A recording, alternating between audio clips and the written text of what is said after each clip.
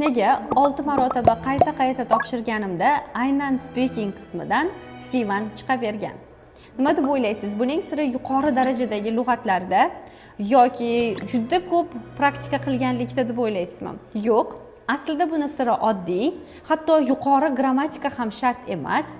Faqatgina kerakli joyda kerakli grammatikani ishlatishni o'zi yetadi. Bugungi videoyimizda aynan multi-level imtihonidagi grammatikani qaysi qismda qanday qo'llash haqida gaplashamiz. Ismim Maftuna Rahimova.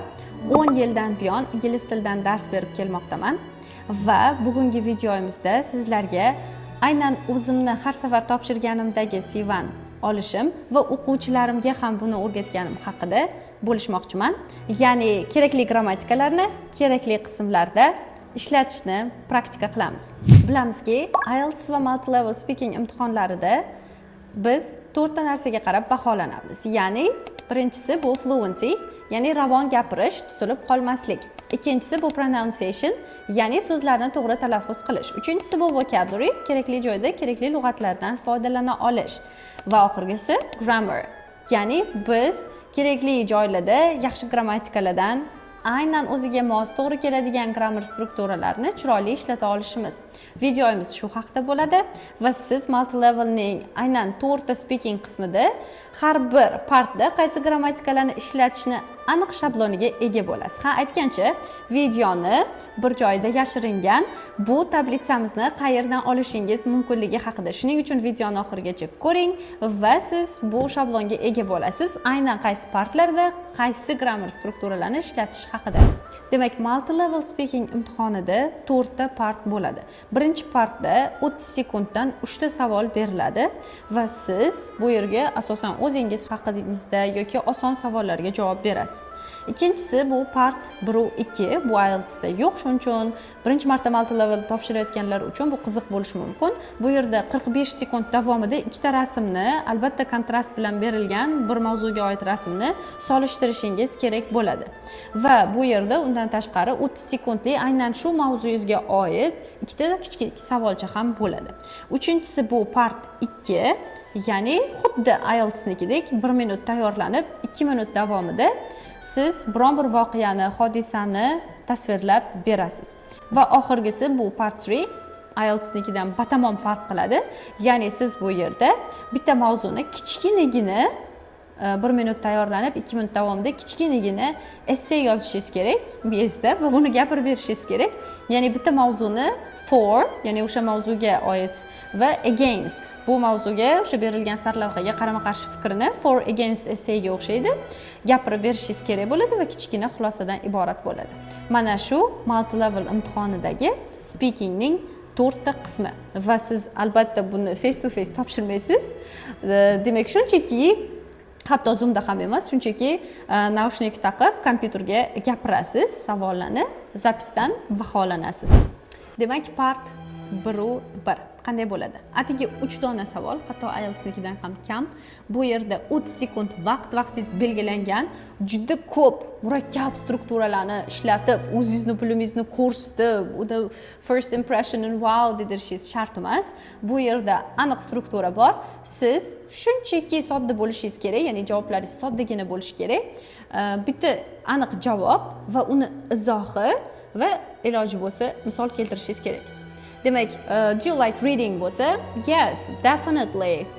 I read at the end of the day because it helps me to relax.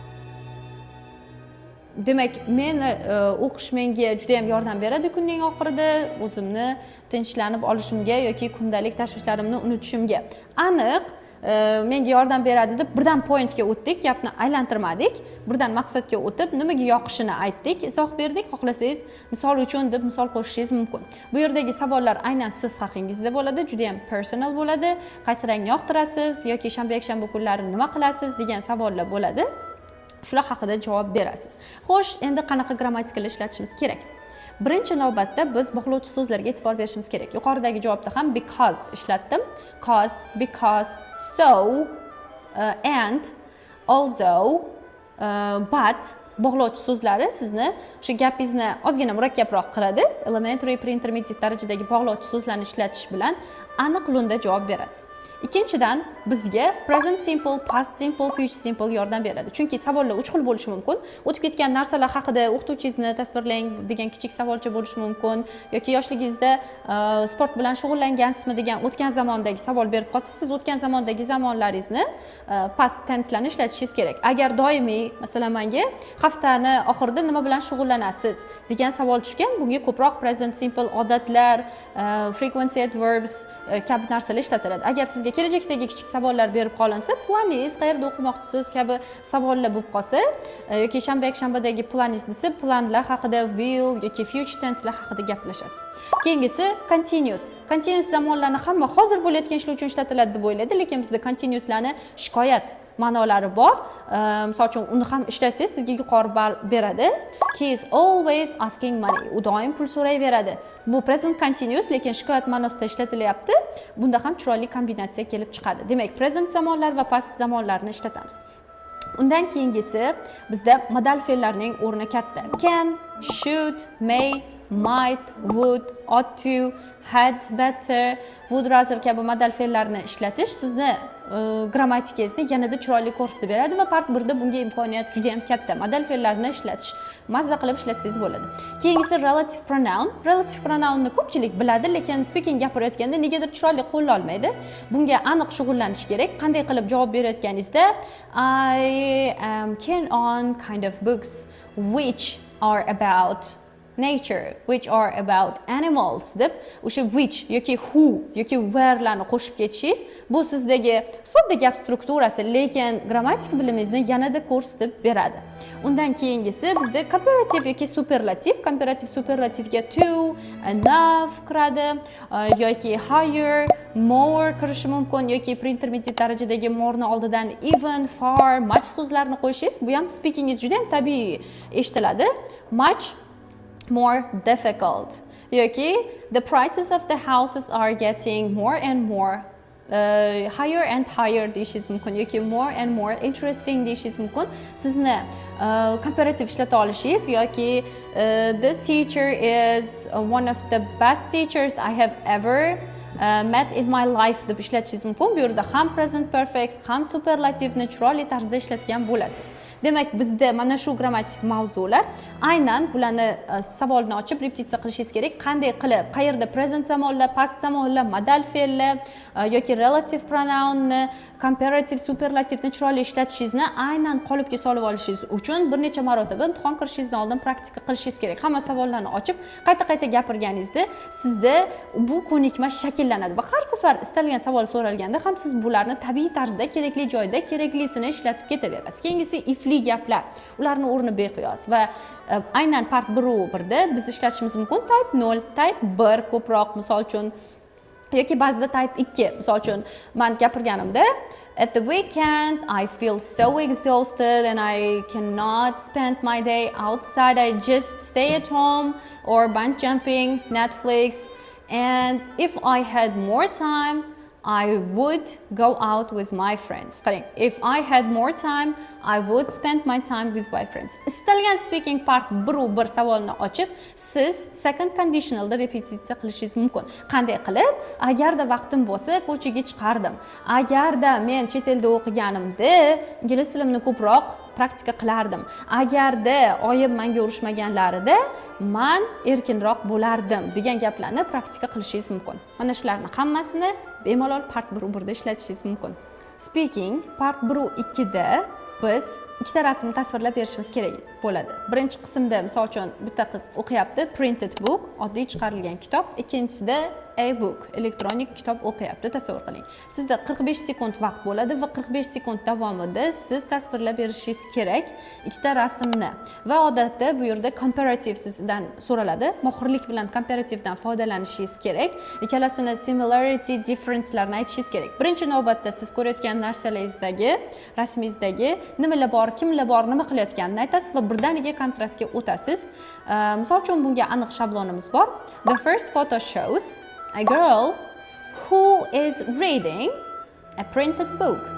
Bu yerda a girl who is reading, e'tibor bering, ikkita zamon, ikkita mavzu qo'shilib ketgan. Ya'ni who is reading rasm tasvirlayotganda present continuous ishlatamiz albatta va present continuousdan juda chiroyli mohirlik bilan foydalanasiz va who kimki. Qarang, birdaniga o'sha bitta gapingizni o'zida siz present continuousni va relative pronounni kimki, nimaiki degan gaplarni qo'shib ketishingiz mumkin. Whereas, qarang, kontrast yasayapsiz. Whereas the second photo shows a girl who is reading a book. Xuddi shu narsani takrorlaysiz. Mana shu bitta gapingizdayoq chiroyli kontrast chiqarib berasiz. Bundan tashqari siz ularni o'zini qanday tutayotganini gapirishda modal fe'llardan foydalansangiz bo'ladi. Modal fe'llarda ham oddiy part buru birdagi modal fe'llarimiz emas, must shunday bo'lsa kerak. Mantiqiy taxminni ifodalaydigan mustning ikkinchi ishlatilish ma'nosi va can't buning negativ shakli. The girl must read books a lot. Qiz ko'p kitob o'qisa kerak, ko'pincha kitob o'qib yursa kerak yoki the girl who is in a second photo can't read books because she isn't feeling good. U ko'p kitob o'qimasa kerak deb siz must shunday bo'lsa kerak, can't shunday bo'lmasa kerak deyishingiz mumkin. Undan tashqari siz judging by their expression deb ham aytishingiz mumkin. Bu yerda demak present continuous, relative pronoun, contrast, comparative ishlatib, superlativ ishlatib bularni ko'proq compare qilishingiz, bir-biriga solishtirishingiz kerak bo'ladi. Demak, buni qo'shimcha ikkita savoli bor, 30 sekundlik. Bu yerda sizga qaysi biri yoqadi, printed book o'qish yaxshimi deb o'sha mavzuyingizga oid bo'ladi. Bu yerda siz ko'proq comparativega urg'u berishingiz, much more difficult yoki easier deb comparativni yaxshi foydalana olishingizni zanlarni ishlatishingiz kerak va xuddi part 1da ishlatgan grammatik mavzularimizdan foydalanaverasiz o'zingizning savolingizga qarab.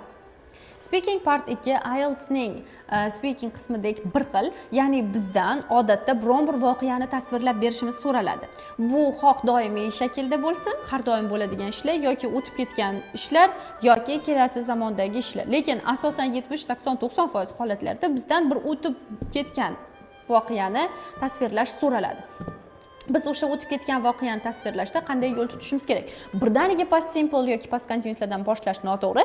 Birinchi kirish qismi qilamiz va kirish qismida presentlardan, relativlardan, modal fe'llardan yengilgina foydalanamiz yoki misol uchun bizga Suringni aytgan voqeani, shu vaziyatni aytib ber yoki muhim bir qaror qabul qilganingni aytib ber deb so'ralganda biz aytamizki, men odatda qaror qabul qilishga qiynalaman, ikkilanaman yoki oila a'zolarimdan yordam so'rayman, lekin o'sha vaziyatda 2 yil oldin meni hayotimda bu qarorni o'zim qabul qilishim kerak edi deb boshida birinchi kirish qismi qilamiz va o'sha o'rta qismida biz past simple, to'g'ri fe'l, noto'g'ri fe'llar, was, were, couldlardan chiroyli foydalanishimiz va ikkinchi qismida o'sha asosan past continuous shunday bo'layotgan edi, he was crying, they were going home bo'lishi kerak va past perfect. Albatta past perfectni hamma ham ishlata olmaydi. Ko'pchilik biladi had verb 3 bo'lishini, lekin ishlata olmaydi. Part 2 sizga juda ham yaxshi vaziyat yaratib beradi. Part 2 da demak siz bemalol past perfectni ishlatishingiz mumkin. Misol uchun, u meni tug'ilgan kuniga taklif qilishidan oldin men ko'ylak sotib olgan edim. I had bought a dress before he invited me to his birthday party. Tushunyapsizmi? Siz u yerda past perfectni mohirlik bilan ishlatishingiz kerak. Buni albatta imtihon kirishingizdan oldin repetitsiya qilishingiz, qanday holatlarda past continuous, past perfectni ishlatishingizni aniq bilishingiz kerak. Bundan tashqari bizda modal fe'llar bor. O'sha ikkinchi qismini, hali asosiy qismini tasvirlayotganimizda modal fe'llarni, ya'ni oxirgi endi yaqin qolganda pushaymonlikni bildirish uchun ishlatamiz. Misol uchun should have verb 3, must have verb 3, can't have verb 3, could have verb 3, might have verb 3 bo'lishi mumkin. Siz bu yerda examiner sizga baho qo'yayotgan insonga bildirib qo'yasiz. Men part 1da ishlatgan edim. Should, had better, must, have to modal fe'llarni. Men part 2da ishlatdim. Mustni ikkinchi ma'nosi bu, yuqoriroq pre-intermediate darajadagi ma'nosi. Shunday bo'lsa kerak. Yoki can'tni. Ana endi men part 2da sizga taqdim etyapman. Should have verb 3ni. I shouldn't have told my secret to him yoki to her. I should have asked from my mother. I should have prepared the exam. If I had prepared well, I wouldn't have failed. Demak siz should have yoki she must have known my idea before I told her deb siz u yerda modal fe'llarni o'tgan zamonni ishlatasiz. Va albatta eng oxiri xulosa qismida kelganda pushaymonlikni yanada kuchaytirish uchun ifli gaplardan cert conditional ishlatasiz. Qanday qilib? Agar shunday bo'lganida shunaqa bo'lmas edi. Agar men ertachiroq tayyorlanganimda kechikmas edim. Agar meni o'quvchim yaxshiroq o'qiganida imtihondan yiqilmas edi degan gaplarni if she had studied hard she wouldn't have failed deb cert conditional ishlatishingiz kerak. Chunki siz second conditionalda speaking part 1 ishlatdingiz. Endi siz cert conditional ishlatishingizni ko'rib qo'yishi kerak examiner. Va bundan tashqari yana murakkab strukturalar bor. Siz particle ni bilishingiz mumkin, relative pronounlarni ishlatishingiz mumkin. Bundan tashqari yana ham chiroyli gap qilishga the more da tavsiya qilaman. The more you study, the better result you get. Yoki the more you drink coffee, the less you want to sleep deb ishlatishingiz mumkin. Mana shu strukturalar, ya'ni sizdagi zamonlar balansi, hozirgi o'tgan zamonlarni chiroyli balansda qilish va past simple, past perfectlar, cert conditional modal fe'llarning o'tgan zamon shakllari sizga juda ham mukammal part 2. Unutmang, speaking part 2 da, IELTS da ham multi levelda ham asosiy ballingizni olasiz, chunki part 3 dan oldingi gap bo'lib, kamida B2 so'zli va grammatikal ishlatishingiz kerak, grammatikangizni ko'rsatib qo'yishingiz kerak. Demak, speaking part 3. Part 3 da qanday bo'ladi? Boya aytganimdek, boshida aytganimdek, bizda aniq kichkinagina essay, for against essay bo'lishi kerak. Bu yerda sizga aniq o'zingizning shabloningiz bo'lishi kerak. Men aytmayman bor shablonlarni yodlab oling deb, lekin sizning o'zingizning miyangizda har safarga 1 minutga tayyorlanib 2 minut gapirib beradigan shabloningiz bo'lishi kerak. Ya'ni 20 sekund davomida introduction, parafraza qilib olasiz. Ya'ni hayvonlardan testingda ishlatish kerak yoki menda tushganida year round schooling is good idea yoki shunday qilmasligi kerak desiz, siz o'shani parafraza qilib olishingiz kerak. Men misol uchun parafrazada it's said that, it's believed that, it's thought degan strukturalardan foydalanaman. Bu birinchi gapimdayoq yaxshi impression qoldiradi. Body qismida esa fordan ikkita, agar vaqtingiz ko'p qolsa 3 ta. Men odatda ikkita ideyani olaman va bitta ideya gapirayotganimda ideyani gapirib, uni izohlab berib, misollar keltirib, to'liq bitta ideyani yoritib beraman. O'zini so'zlaridan foydalanish shart emas. Siz shunchaki o'shalarni parafraza qilish qobiliyatingizni bu yerda 3-part bo'lgani uchun C1 darajadagi so'zlar, grammatikalar sizlardan kutiladi. Eng yaxshi potensialingizni ko'rsatib berishingiz kerak, chunki oxirgi part examinerni baho qo'yishiga juda yaqin vaqt. Sizni oxirigacha eshitdi. Bu yerdagi zo'r grammatikalaringiz uni sizga balandroq ball qo'yishingizga undaydi. Agar siz 2 da yoki 1-2 da gapirgan bo'lsangiz, lekin uni esdan chiqib ketishi mumkin. Uni speakinglarni baholab yurgani uchun oxirgi partda esa sizning potensialingiz chiroyli ko'rinadi. Ikkinchi against idea, bu yerda esa qarama-qarshi fikrlar va bog'layotganingizda on the one hand, having said that degan grammar strukturalar ishlatsangiz bo'ladi yoki bog'layotganingizda linking wordlardan furthermore, however deb o'sha kontrastni yoki qo'shimcha nurlarni ishlatishingiz mumkin strukturalarni. Va oxirida xulosa, xuddi introductioningizni bitta parafraza qilib olasiz, kichkinagina for against essaysda qanday aytsam bo'ladi deb. Mana shunaqa, meni fikrim, in my opinion, it's better to have year-round schooling yoki I don't think that it's good idea, I think it should be deb o'zingizning fikringizni aytib ketishingiz kerak. Introductioningiz bilan bir xil bo'lishi kerak. Xo'sh, qanaqa grammatikal ishlatsak bo'ladi? Bu yerda boya aytganimdek zo'r potensial ko'rsatib berishingiz kerak va sizga second yoki third conditionallar yordam beradi. Albatta passive voice ning o'rni beqiyos. Agar modal fe'l bilan qo'shib ishlatsangiz, bir o'q bilan 2 quyonni urasiz, chunki vaqtingiz kam, ko'proq narsa ishlatishingiz kerak. It should be protected yoki teachers should be paid more, have to be paid yoki ought to be paid deb modal fe'llarni passivda ishlatib ketishingiz mumkin. Bundan tashqari siz agar inversiyalarni, ya'ni upper intermediate yoki advanced darajadagi mavzularni bilsangiz, siz inversiyalardan foydalanishingiz shouldni yoki hadni ifli gaplarda yoki no sooner degan strukturalar bor, ularni ham ishlata olsangiz, buni praktika qilsangiz, yana ham chiroyli chiqadi. Demak, modal fe'llarni second conditional agar mixed bilsangiz, ifli gaplardan mixed conditionalni shunday bo'lganda shunday bo'lardi. Bir necha yil oldin bu qaror qabul qilinganda, hozir jinoyatchilar kam bo'lar edi desangiz, bu yerda siz ifli gaplardan mixed ishlatilish qobiliyatingizni ko'rsatib bergan bo'lasiz. Demak, grammatikadan bizga the more ham yordam beradi. The sooner we decide, the better result we get desangiz, bu yerda ham yuqori grammatika ishlatasiz. Demak, ifli gaplar mixed, modal fe'l passive voice, it's believed that, it's said that degan grammatikali va albatta complex sentencelar also bilan yoki on the other hand bilan beriladigan murakkab strukturalaringiz sizga aniq tiniq Sivanni olib beradi. Ha, aytgancha sizlarga sovg'am, ya'ni bu videoni to'liq qismidagi aynan uning jadvali, grammatikada nimalar ishlatishimiz kerakligini jadvalni pastda link qoldirganman. Telegram kanalimizga o'tib, bemalol olishingiz va uni praktika qilib ko'rishingiz mumkin. Bugungi ajoyib videomizda sizlarga har bir partdagi o'zim shu vaqtdan beri Sivan olishimga sababchi bo'lgan har bir part bilan bo'lishdim. U yerdagi qanaqangi chiroyli grammatikalar ishlatish, o'zini o'rni, chunki biz odatda ko'p grammatikalarni bilamiz, lekin ishlata olmaymiz. Bular haqida o'rgandik. Albatta siz Telegram havolaga o'tib bu jadvalga ega bo'ling va o'zingiz ham praktika qiling, qanday qilib o'sha men o'rgatgan grammatikalarni har bir partlarda chiroyli ishlatishni. Demak, bundan tashqari izohlarda siz yozib qoldirishingiz mumkin. Sizga qaysi qism to'liq kerak? Part 1, 1, 2 yoki 2, 3 deb qoldirsangiz, izohlarda qaysi partga ko'p ovoz yig'ilsa, o'sha partga yana alohida to'liq video chiqaramiz. Sizga qaysi part muhim va qiziq. Xo'sh, endi yana bitta sovg'am, bu sizlarga mana shu hozir tushuntirib bergan narsamni realni o'zim qanday ishlatganimni videosini ko'rishingiz mumkin. Bu videodan keyingi videoga havola orqali o'tib, bu videoni to'liq ko'rishingiz mumkin. U yerda izoh yo'q, lekin to'liq o'zim javob berganman va mana shu tushuntirganlarimni hammasini ishlatganman. Tabiiy, chiroyli va siz ham bu videodan ko'rib, o'zingiz yanada ko'proq o'rganishingiz mumkin. Xayr, obuna bo'lishni unutmang.